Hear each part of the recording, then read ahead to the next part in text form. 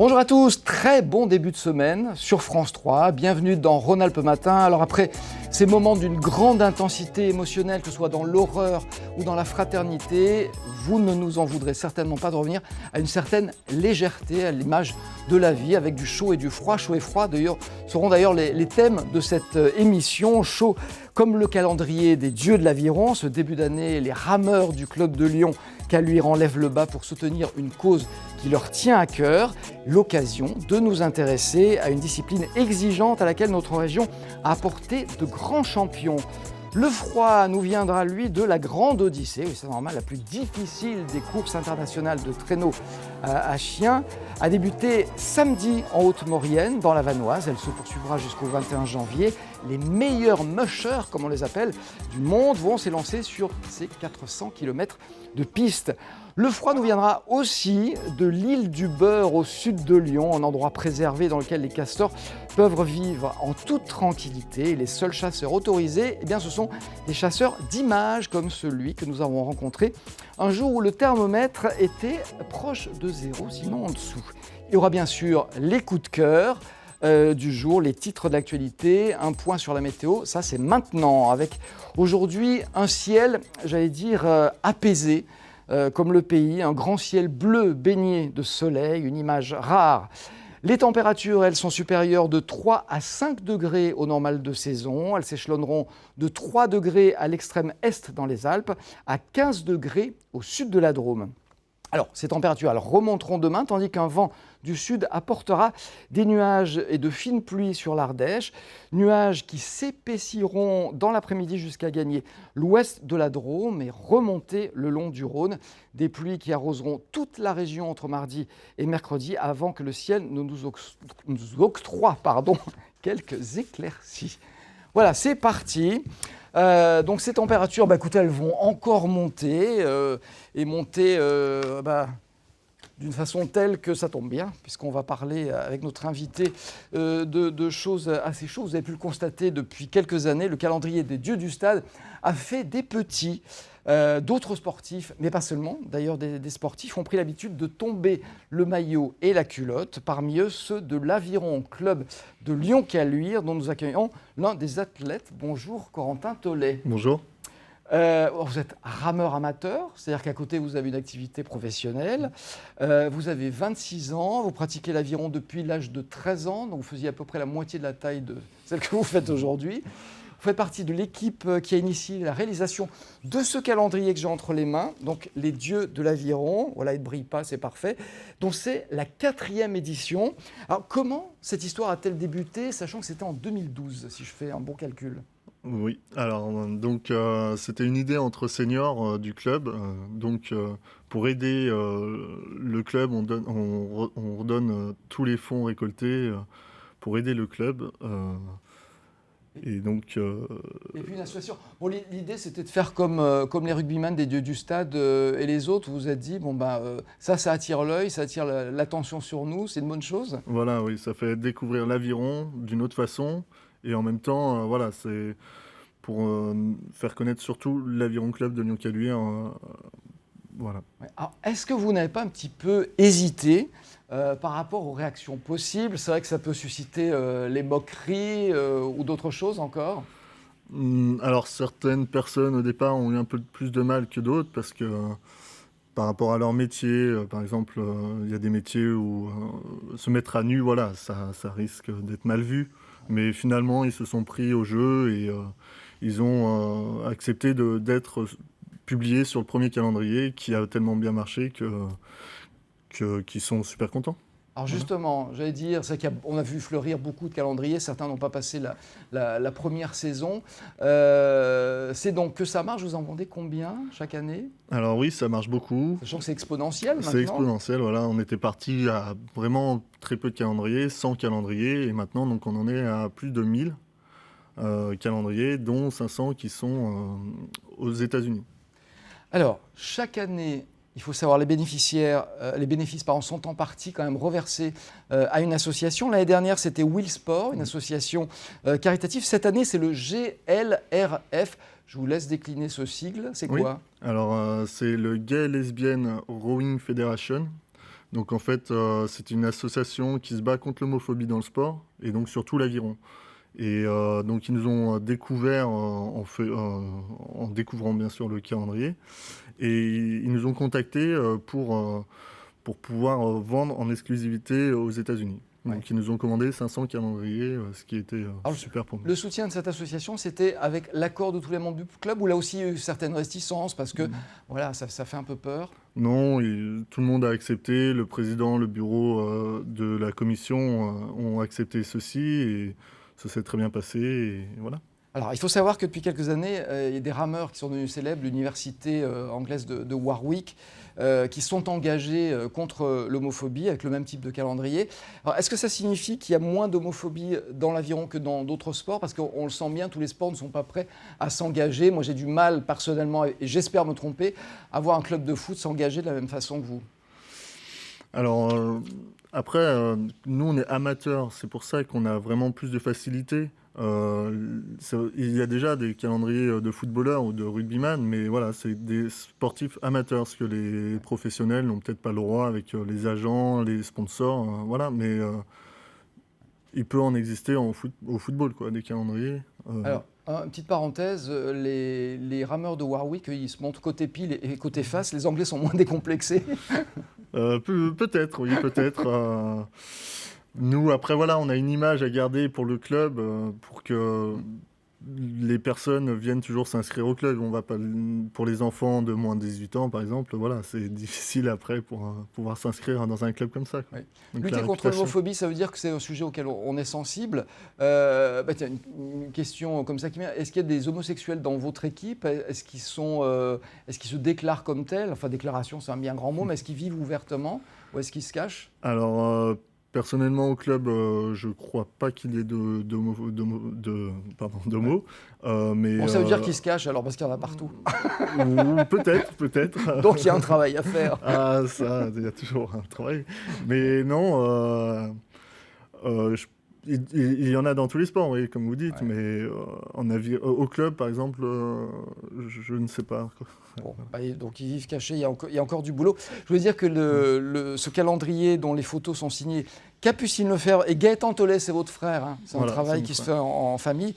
Il est en vente au prix de 15 euros, 19 euros si vous le commandez sur le site spécial qui a été créé pour l'occasion, qui s'appelle lesdieuxdelaviron.com.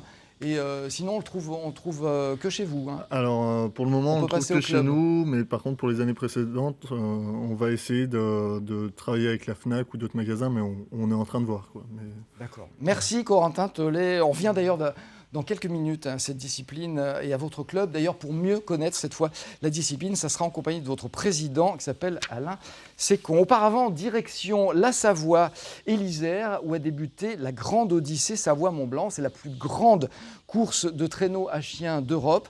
Avec nous en direct de Morillon, en Haute-Savoie, le co-créateur avec Nicolas Vanier de cette Grande Odyssée. Bonjour Henri Cam. Alors, le prologue de cette 11e édition a eu lieu samedi. Est-ce que tout se passe bien et est-ce que vous arrivez à pallier le manque d'enneigement? Alors, bonjour à toutes et à tous. Tout se passe comme on peut, parce qu'effectivement, la neige étant ce qu'elle est. On a d'ailleurs déplacé le départ ici. Nous ne sommes pas à Morillon, nous sommes à Sixte fer à cheval. Et la Grande Odyssée est entre la Haute-Savoie et la Savoie, pas en Isère. Voilà. Alors, à part ça, écoutez, le seul paramètre sur lequel on ne peut pas agir, c'est la météo. Or, après des fortes chutes de neige et des chutes de pluie, alors on essaye de s'adapter. Jusqu'à présent, le prologue s'est très bien passé. C'était samedi à Samoin. L'étape d'hier qui était au carreau, elle devait faire 42 km. Finalement, on l'a réduite à 23 km, mais elle s'est très bien passée.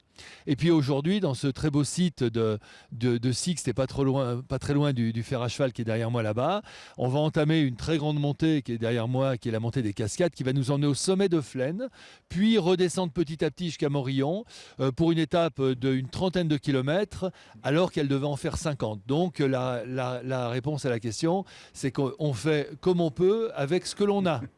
Effectivement, ça s'appelle le pragmatisme.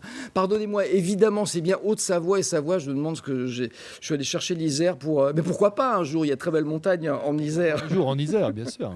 Alors, la Grande Odyssée, c'est une série d'épreuves, mais c'est surtout une grande course de chiens de traîneau et de leurs mushers, c'est-à-dire les conducteurs d'attelage.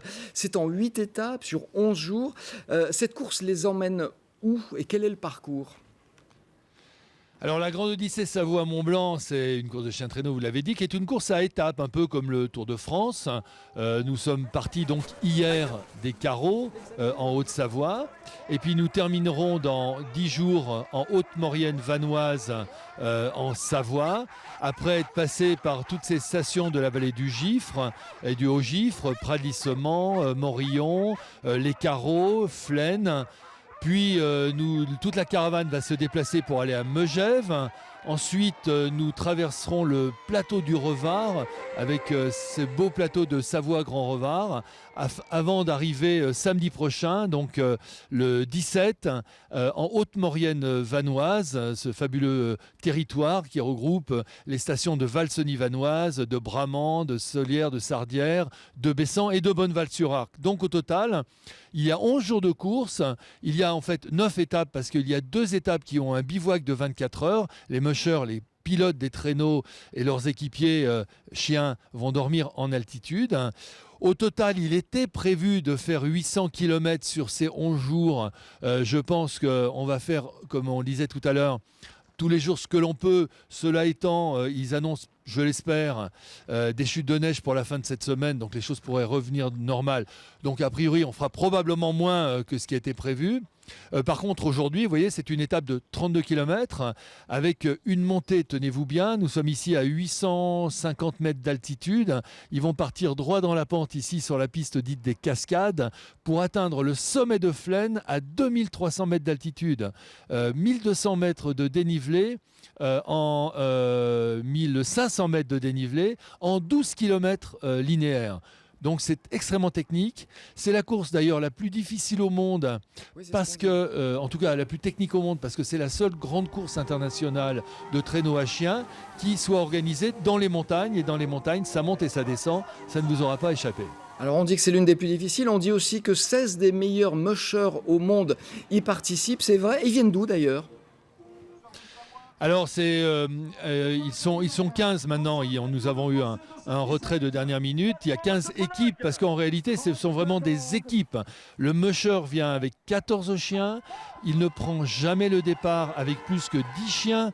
Donc il est quelque part le coach de son équipe. C'est un peu comme un coach d'une équipe de football qui arriverait sur les championnats du monde pendant 11 jours. Et donc tous les jours, le musher, il va décider quels sont les chiens qu'il va mettre dans son attelage en fonction de la technique, de la spécificité de l'étape. Un peu comme le Tour de France. Est-ce que c'est du plat? Est-ce que c'est de la montagne?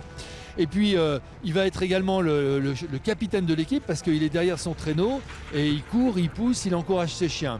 Donc ils viennent en ce moment de 6 pays européens, de la Norvège, de la France, de l'Italie, de l'Allemagne, de la Suisse et je ne sais plus lequel c'est pas grave. En tout cas, il y a 6 pays européens. Oui. Et donc c'est une espèce de gros championnat d'Europe. Alors est-ce que c'est la plus difficile au monde? En réalité, j'en sais rien parce que les courses ont chacune leur spécificité. Ce qui est sûr, c'est la seule course dans les montagnes. Traditionnellement, les courses de chiens de traîneau sont organisées dans le Grand Nord, là où il fait plutôt très froid, où les conditions sont très rudes, sauf que le terrain il est plutôt plat. Alors que là, ça monte, ça descend, c'est extrêmement technique.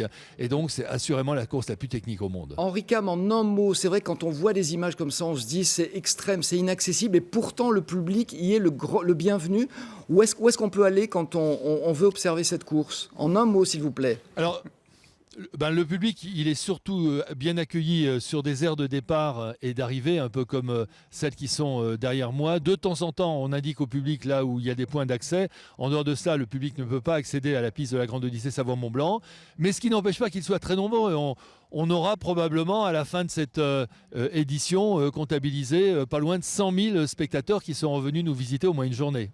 Très bien, merci beaucoup Henri Carme. On aura bien évidemment l'occasion de revenir sur cette grande odyssée Savoie-Mont-Blanc avec d'autres invités que vous, mais aussi avec vous dans les prochains jours, notamment demain d'ailleurs avec la vétérinaire Géraldine Sgro qui nous parlera des chiens qui participent à cette course. Alors avant de retrouver le président de l'Aviron Club de Lyon-Caluire, je vous ai promis tout à l'heure le point sur l'actualité avec les titres qui sont développés dans vos prochains journaux télévisés régionaux. C'est avec Paul Satis, on reparle bien évidemment de cette manifestation, on peut dire qu'elle est historique. Oui, dans toutes nos éditions, Rhône-Alpes, Alpes, Grand Lyon et Loire, on va revenir sur cette mobilisation. Je suis Charlie, du plus petit village aux plus grandes villes. Un seul et même slogan, la plus forte mobilisation qu'on ait vue depuis la Libération. C'est bel et bien un événement historique auquel on a assisté hier. Alors, je vous donne quelques chiffres. 110 000 personnes à Grenoble, 60 000 à Saint-Étienne, 20 000 à Chambéry et Annecy, 9 000 à Vienne par exemple. C'est surtout Lyon qui étonne en fait. La plus forte mobilisation de France après Paris avec 300 000 personnes dans les rues de la capitale régionale. On essaiera de comprendre ce soir dans le journal Rhône-Alpes pourquoi cette mobilisation spécifiquement à Lyon. Est-ce qu'il y a quelque chose de particulier dans cette ville, peut-être son passé de capitale de la résistance. Et puis on rencontrera aussi, ça ce sera dans l'édition du Grand Lyon, des personnalités étonnantes. Je ne sais pas si vous connaissez Walter. Mais vous savez ce qu'a fait Walter, vous l'avez vu, c'est ce pilote d'avion qui a dessiné dans le ciel lyonnais pour rendre hommage à Charlie, notamment un cœur ou le logo Peace and Love. Eh bien, voilà, on en saura un peu plus sur ce pilote. Voilà, donc dans vos prochains journaux régionaux. Merci beaucoup, Paul Satis. Retour donc, comme promis, à l'Aviron avec, je vous le rappelle, la sortie de ce calendrier, les dieux de l'Aviron. Voilà, il brille pas trop comme ça. Je vous montre pas les pages intérieures, vous avez qu'à l'acheter après tout. Calendrier réalisé avec les rameurs de l'Aviron Club de Lyon-Caluire. Alors, au-delà de cette initiative sympathique, on voulait s'intéresser à cette discipline qui est avant tout exigeante, discipline qui est l'Aviron. Pour ce faire, Alain Sécon, qui est le président de ce club, nous a rejoint. Je l'en remercie. Un petit mot quand même, un dernier mot sur ce calendrier. Est-ce que vous avez un peu tordu le nez quand on vous a proposé de le lancer ou pas ? Vous avez dit oui tout de suite ? Oui, j'ai dit oui tout de suite et j'ai été content que des jeunes du club prennent une initiative personnelle et prennent une initiative personnelle pour leur club. Parce qu'on a généralement l'habitude de dire que lorsque des jeunes font l'équipe, les résultats vont s'en ressentir. Et ça a été le cas pendant les 2 ou 3 dernières années. Oui, parce que c'est un club qui revient de loin et après des difficultés qui recommence à briller. Alors c'est vrai que l'aviron, c'est un sport qu'on ne peut pas pratiquer n'importe où. Ça paraît évident de dire ça, mais effectivement, il faut un plan d'eau ou il faut une rivière, un cours d'eau. Ça limite les possibilités ? Oui, bien sûr, ça limite, mais il y a quand même 405 clubs en France et ça représente à peu près 65 000 participants. Ouais. Alors c'est un club, c'est un sport pardon, de loisirs, mais aussi de compétition. Vous êtes donc vous le plus important club pour les loisirs dans la région. 200 personnes donc, qui sont adhérentes à votre club et qui pratiquent l'aviron. Une centaine de jeunes en compétition. Quelles sont les qualités nécessaires pour pratiquer l'aviron ? Il faut déjà un physique particulier ou ça vous le donne quand vous pratiquez ? Non, ça ne le donne pas, mais il faudrait un physique en général particulier, très personnel. Alors, sans tomber dans les chiffres, les statistiques, 2 chiffres. La moyenne d'âge aux Jeux Olympiques est de 28 ans pour les hommes, donc c'est un sport très dur où il faut arriver à maturité, et 24 ans pour les femmes. Et le deuxième chiffre, ça serait... c'est le deuxième sport par la taille aux Jeux Olympiques, avec 1,95 m de moyenne pour les hommes et 1,84 m pour les femmes. Ah oui, donc pour les nains de jardin comme moi, c'est fichu. Non, parce qu'il y a une catégorie poids léger qui existe. Et puis en France, on n'a pas toujours ces gabarits, mais on s'en sort quand même parce qu'on est parmi les nations majeures. Ouais. On peut commencer à quel âge ? Corentin, je le disais tout à l'heure, a commencé lui à 13 ans. Il y a un âge minimum pour que le corps soit déjà assez constitué pour être confronté aux efforts que ça nécessite ? En général, on commence à partir de 11 ans. Pas tellement avant, parce que contrairement à la natation ou à des sports comme la gymnastique, on est sujet à porter un bateau qui est assez lourd. Et puis, il y a une question d'amplitude. Et puis aussi, on est sur de l'eau. Donc, il y a un problème de sécurité à respecter. Il faut savoir nager, ça c'est impératif. C'est la première des conditions, savoir nager. Vous disiez, le bateau est lourd. Alors, il y a plusieurs sortes de bateaux, on le sait. Jusqu'à combien le maximum ? C'est 8 personnes, voilà, avec barreur. 8 avec barreur. En gros, le poids d'un bateau, ça s'échelonne de combien? Alors, ce sont des poids qui sont établis par la Fédération internationale. Sinon, ce serait la course à l'armement, mais ce sont quand même des bateaux qui sont tous en fibre de carbone, en nid d'abeille. Ouais. Alors, ça va de 14,5 kg pour un skiff, c'est-à-dire quelqu'un qui rame tout seul, à 105 kg pour un 8. Donc effectivement, il vaut mieux être nombreux pour le soulever. Ouais. J'ai dit tout à l'heure, c'est un sport qui est très exigeant.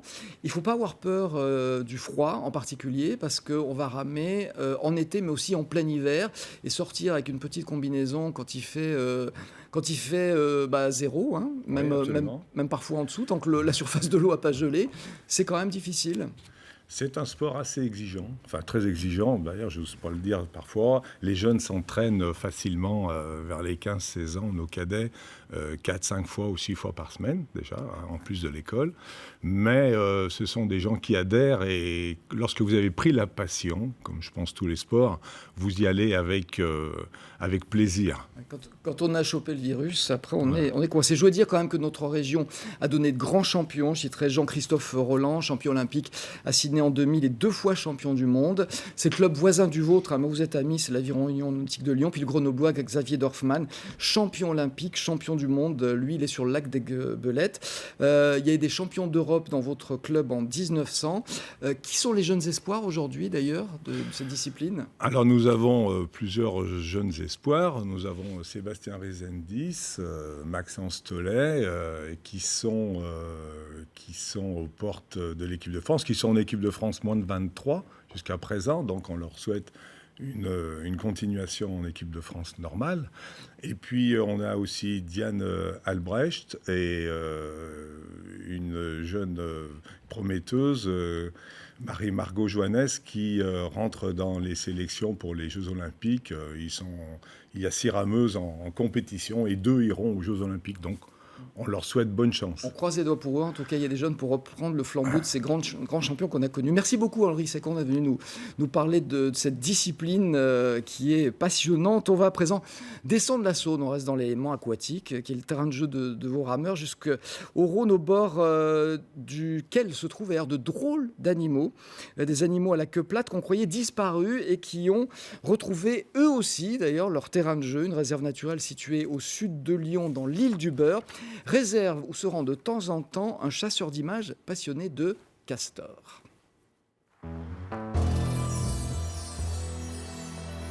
La vie de photographe animalier commence souvent très tôt le matin. Bruno en sait quelque chose. Lorsqu'il part à la chasse aux images, il ne sait jamais à quelle heure il va pouvoir ranger son appareil.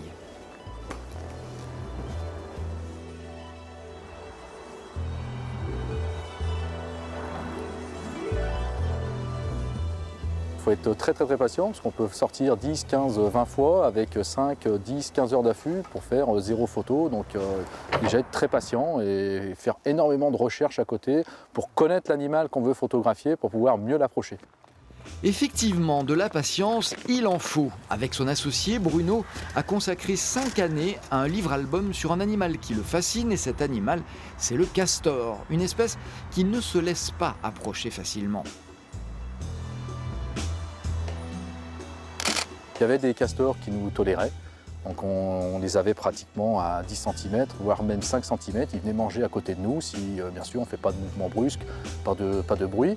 Et des individus à 200 mètres, ils claquaient la queue sur l'eau et partaient, quoi. Donc c'est très difficile.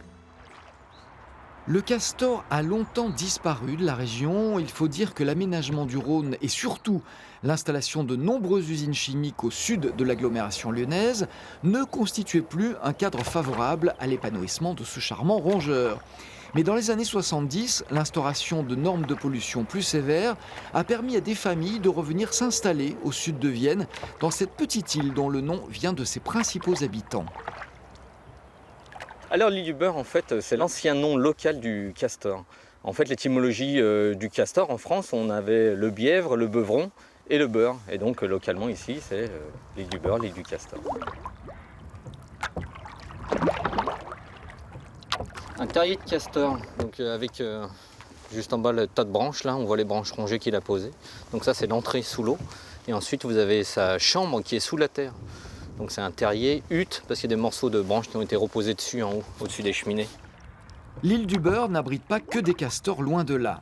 Ce site remarquable s'est enrichi de nombreuses espèces animales et végétales. On a une trentaine d'espèces de mammifères, même si on ne les connaît pas forcément tous, parce que vous avez tout les cortèges de micro-mammifères, tout ce qui est petits rongeurs, insectivores, qu'on ne connaît pas forcément bien. Avec un grand retour depuis quelques années des grands mammifères, que sont le sanglier et le chevreuil, qui avaient totalement disparu de ces milieux suite à la pression anthropique, et qui maintenant reviennent. Après, si on va au niveau des oiseaux, on est à une centaine d'espèces, avec toutes les variations qu'on a au cours de la saison, puisque vous avez toutes les espèces migratrices qui passent par la vallée du Rhône, qui peuvent s'arrêter ici. Cette richesse naturelle laisse songeur lorsqu'on sait que le site devait être transformé en gravière.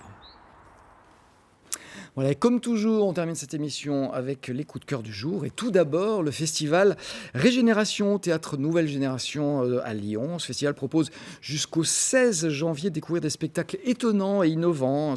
Une semaine durant laquelle se succèdent théâtre d'objets, danse, cirque, musique, théâtre d'ombre, visuel, performance, avec des compagnies venues d'Espagne, d'Italie, d'Allemagne et du Québec. Festival pour tout public. Notez aussi cette exposition présentée dans le hall du Conseil régional à Lyon, consacrée à Marc Ribou, célèbre photographe lyonnais connu dans le monde entier. Exposition qui présente pour la première fois ses travaux, ses premiers clichés. Il date des années 50. Marc Ribou a travaillé avec Cartier-Bresson, avec Capa, un grand voyageur. Exposition qui est proposée jusqu'au 20 février. Ne vous en privez pas. Voilà, c'est la fin de cette émission. Tout de suite, midi en France. Et on se retrouve bien évidemment demain, puisque vous le savez, nous nous retrouvons désormais les lundis, mardis, jeudis et vendredis. Très bonne journée sur France 3. À demain, 10h15. Au revoir.